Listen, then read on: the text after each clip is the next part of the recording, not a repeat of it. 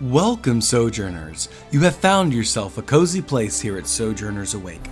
I'm Jonathan, and this is our production of The Wild and the Wind. Like you, the Sojourners are on a mission.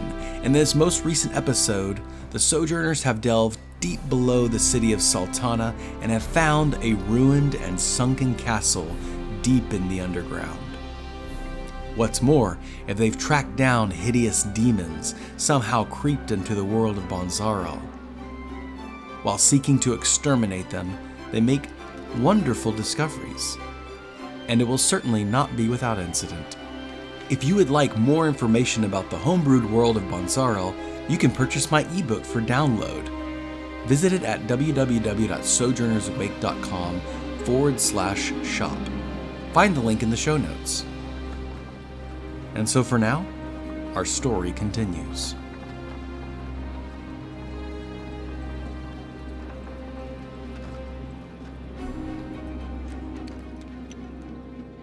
And so for now, our story continues. The Sojourners left the surface of Sultana and descended into the well.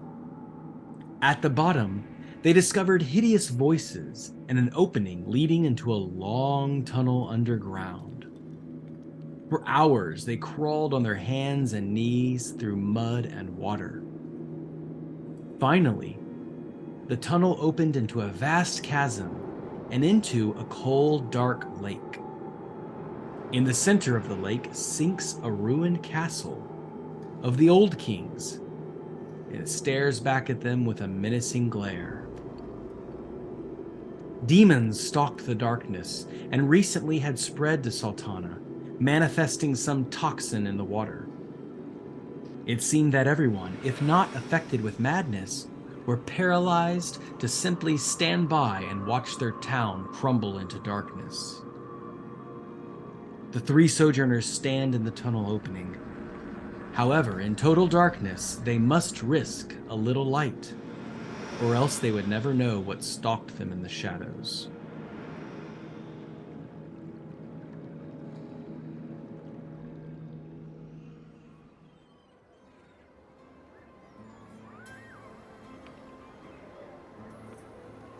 As Bertie is crawling through this long tunnel, she is reminiscing about her childhood and how she grew up in Sultana.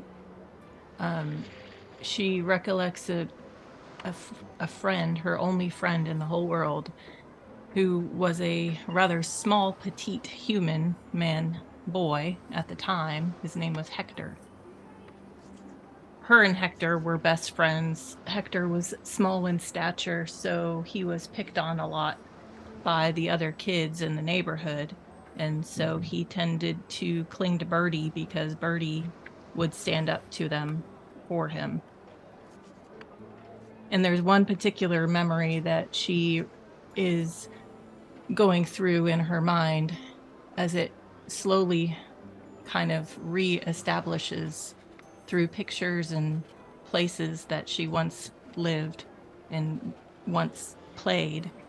There was a time when she was 16 years old and her and Hector were doing what they normally do, is throw fish down at the docks. They weren't throwing fish to get paid. They were throwing fish at the workers and hiding and messing them up. They used to play this prank all the time. And Bertie decided that she was going to get up the nerve to ask Hector to the Sadie Hawkins dance festival in town, not as her boyfriend, but as her friend, so that they could play pranks on all the people that were dancing and having fun.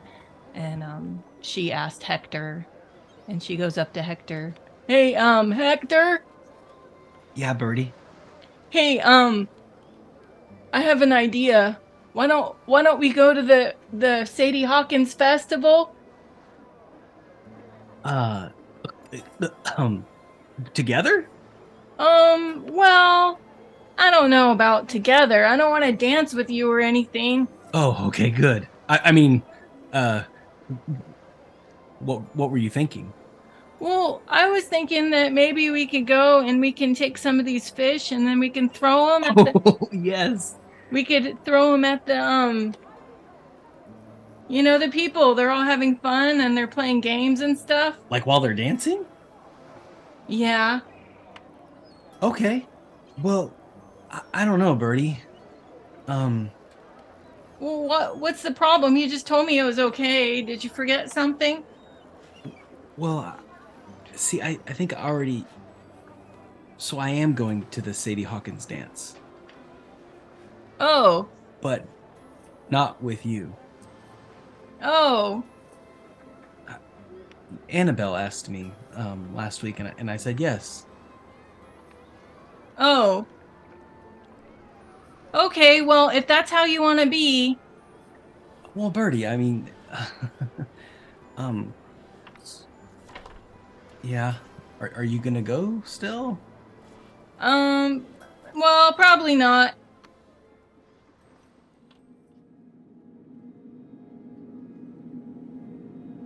As Bertie is remembering this feeling of losing her best friend, her childhood friend, to, I guess, adolescence and then eventually adulthood, the memory sort of fades in the background, and she says out loud as she's crawling through, I wonder what happened to Hector anyway. And then they open up into the cavern.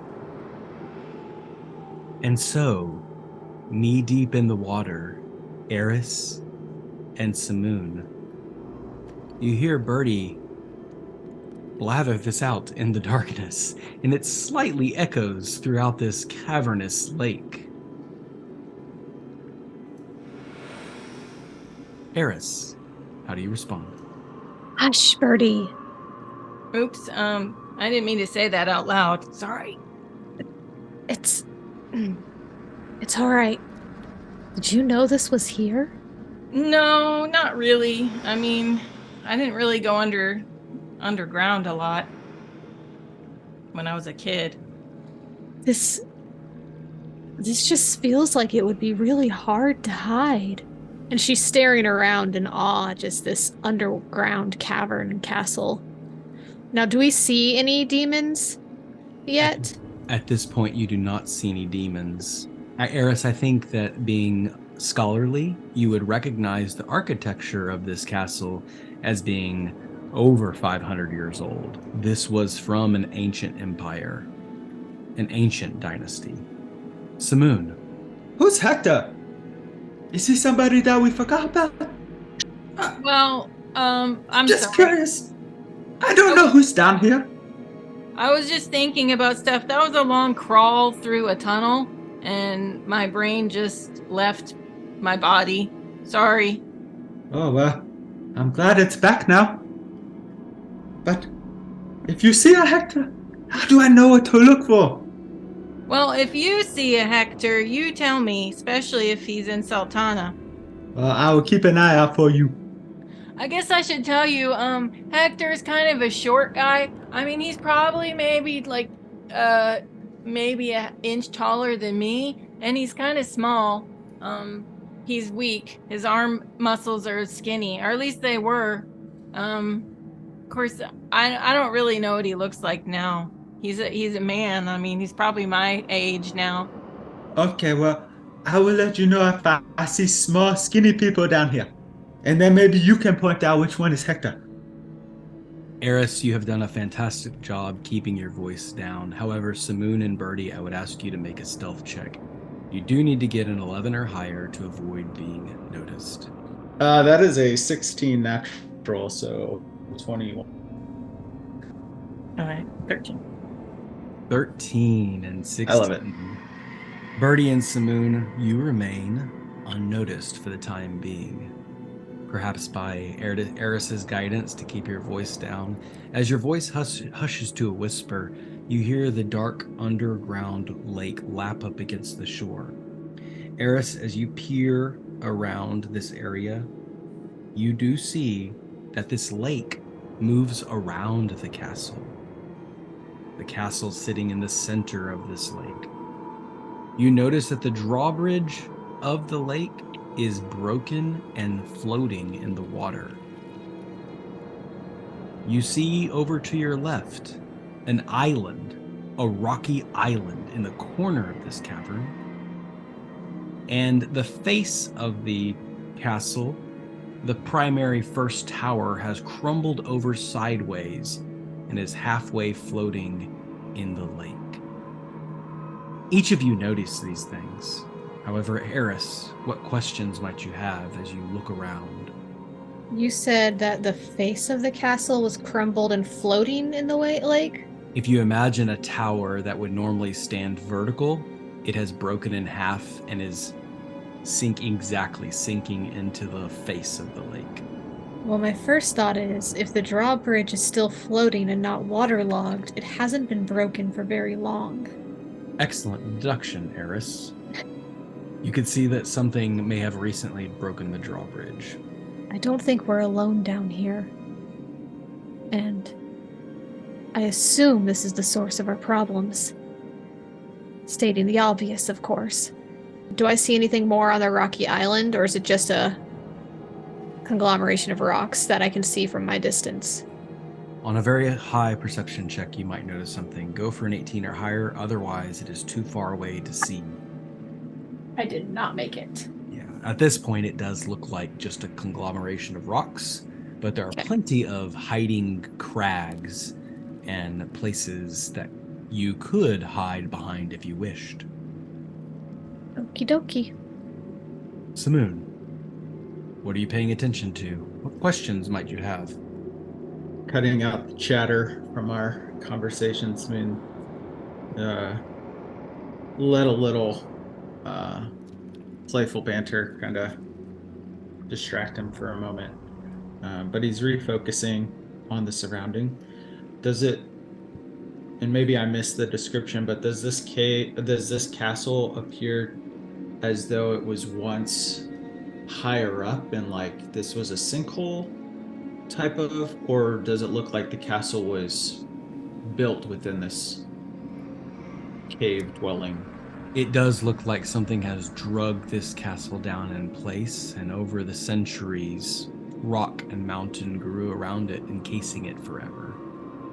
There is no exit in the ceiling. Okay. I'm just reading up on my natural explorer capabilities. Just because we're in my favored terrain of the Underdark. Samoon, because this is your favorite terrain, you would also know that most of these underground lakes have an access of a river that leads to the mountains. A river might flow upstream. Okay. Bertie, what questions might you have? And Samoon, we can get back to you as well. Yeah, no worries. Is there water or like a layer of water on the ground? Yes, this is a lake. Okay, so how deep is the water? As of now, it is up to your knees. You can assume it might go lower. I mean, it might be above our head. Yes, to get to the center of the castle would require some kind of swimming or floating. Okay. Bertie's not a great swimmer. Samoon, any other questions? Yeah, so the way I'm picturing it is Samoon is surveying the land. He sees that the cave is encased, that this castle shows its stress through the collapse of one of its towers and doesn't seem to have naturally been placed here. He's going to look for any type of animal tracks or other footprints around the exit of the cave mouth that they just came through, to see if anybody else has come through that way recently and if there's any directional travel. Samoon, you take a little time and look around the rock and the mud and at the beach that butts up against this lake. You can make a survival check. So with my natural explorer, it says, would you consider this wouldn't be considered tracking a creature yet, because I'm just observing. So I think survival. It would be. That is a 17 plus. Ooh. How high Okay, is- so I rolled a 17. I got a +4, but I get to. I've never really done this with the ranger, so it says I get to double my proficiency skill when I make an intelligence or wisdom check. And so survival's wisdom, so 17 plus 8, so 25. That is extremely successful, and I figured Samoon would be successful at tracking at least one creature, but with a 25, you can track 5 creatures. Samoon, you trace your hand through certain tracks, and you notice some kind of rat creature, about the size of Bertie, standing up on its hind legs. And of course, these tracks, while bestial in nature, are by no means a natural creature. Samoon, your brain starts looking to the left and the right. Your eyes start darting and moving around, and you see that there is another series of tracks, much larger, maybe about 2 feet taller than yourself. Some frog-like creature that has hopped and moved through this area. Finally, you see even a larger creature, a bull track. Except this kind of hoof is no natural bull. It is a 3-toed bull. Some abyssal aberration. And last but not least, you track another creature wearing enormously large boots, but the right foot and the left foot are of different proportions. One looks much larger than the other. And the last set of tracks is buried in all the others, yet you know a 5th creature was here. Eris and Bertie, as you're standing there looking around the lake, Samoon gathers all this information in nearly bullet time. So Bertie, you have a moment. What do you do? Well, Bertie is just waiting for Samoon. She's kind of aware that Samoon seems a little heightened in his demeanor. He is different. He's not jokey Samoon, so she's believing that Samoon is onto something. And Eris? I don't know about you all, but I don't like the idea of swimming across this lake. But I have an idea.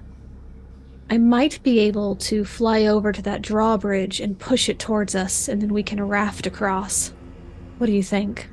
I mean, I'm not really a great swimmer. I'm a good floater, but I float on my back, so that's not good. So, yes. Samoon? Before Samoon answers, I just want to kind of describe briefly how Samoon's dark vision works. So, with his connectedness to the wind, the way that his dark vision works is it's not necessarily that he's seeing objects in the darkness, but that he's seeing the wind in a way that he doesn't in daylight, and that wind wraps around certain objects. And so he's got like a heightened keen sense to the winds blowing, even if it's like very light and moderate. So each track is almost like the wind is kind of swirling in it, and he sees like a little highlight of a luminous wind, if you will, with his perception. That said,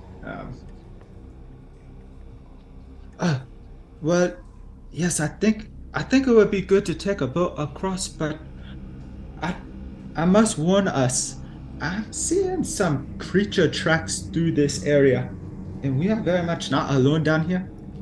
In fact, I see some things that are a little larger than us, and one of them in particular I see like these bull tracks, but it looks like a 3-toed style bull track.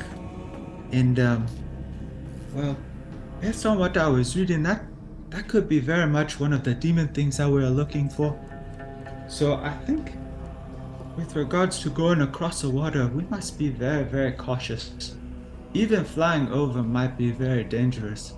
Yeah, I mean, I think we're probably gonna have to fight something or kill something, so I guess just pick the thing that is the least threatening. We're certainly in danger either direction. Oh, yes, I absolutely agree. Like, clearly this is not a good place to be in, but I'm just thinking, like, just for our sake to know we're going to have to choose our battle. Like, we are in their terrain right now. And I'm just thinking if we get out over the water, that limits our ability to move. So we're just going to have to think kind of cleverly about how we actually get across. But I'm not opposed to getting a boat or raft or whatever it is that you recommended. How far away is the floating drawbridge? The floating drawbridge would take you 2 dice rolls to swim across. How about fly? 1. Okay. The only problem with the flying is I have a limited amount of time that I can manifest the wings, and I will glow. Now, Samoon, you can hover above the water, couldn't you? Oh yeah, I can levitate myself across. Or I can pull something if it's close enough. Well, maybe with your powers combined, you can either lift me across or pull me. I mean, I float very well. Yeah, actually, that would save us the problem of hauling the drawbridge. You could get on Samoon's back. Yeah, and that will prohibit us from moving anything unnecessarily to cause extra noise. So long as we don't splash in the water very loud. How do you proceed? I will still glow. I mean, I can, she's got that dark cloak around. I can conceal some of it, but not all of it. Samoon, with your experience, you would know that even the smell of your sweat is an alarm and a signal. Alley forth. I must also caution us that we must be very deliberate with our movements. Because, well, if you don't know, in places like this, the creatures down here, their senses don't act the same way as they do on the surface. And so certain features are more heightened than others. And they can track in ways that we might not think about it. For example, if we exert too much energy, they may smell us a lot quicker than they would on the top. Well, then it sounds like we don't have much of an element of surprise. We might as well just go ahead and get this over with. Well, I'm thinking if you want to go first, I mean, with you and your sword and shield, you can perhaps be cover for us as I help Bertie across. Gladly. She'll get her shield down, rapier out, manifest her spectral wings, and just... That's all she needed to hear is go first, and she's going. She's hovering. She is staying kind of near the water, maybe just 5 feet above the surface. Where are you intending to land? I'm going to the front door to ring the doorbell. Okay. Samoon and Bertie, before I ask for Eris's dice check, how do you proceed? I'm gonna pull out my rope and just start tying myself to Samoon so that we're at least... I don't know if this is a good idea, but it doesn't matter. And Bertie's taking her rope and just tying her legs and herself to Samoon's legs. I'm going with you. And she kind of charges her bracers. I can punch things while you're flying. It's more like walking in air, but yes. Remind me again the height of Bertie. Say about, she's a short It's like woman. 4 feet. So probably at 4 feet, yeah. Like a Black Hawk helicopter. Yeah. And there's a really funny image, Helen. All right, Samoon, you levitating? Yeah, so Bertie is going to be in the water. Make sure And my I'm head's above dragging the water. her. Well, that's on you, Bertie. Okay. Eris, Yeah. Samoon, and Bertie make a stealth check. 15 or higher. This is measuring your speed and how quickly you get there. 21. Beautiful. Samoon, 16. Bertie. 18. What? Sorry, I Okay. rolled high. All right. Hey, we're And the professionals. antics prevail. Well, yes, antics prevail. Here's how this goes down. Eris, you are gliding through the air, your wings outstretched, your body glowing softly under your cloak, your rapier out, your shield brazen. You quietly, both boots touch the ground of the drawbridge, and the drawbridge collapsed into the water is actually below you, and you're on the lip edge of the castle, standing before a portcullis that has fallen shut.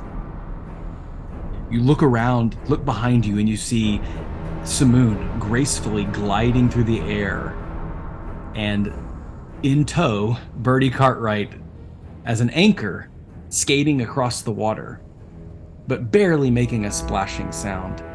Bertie, as you look down, you see a few fish moving through the lake.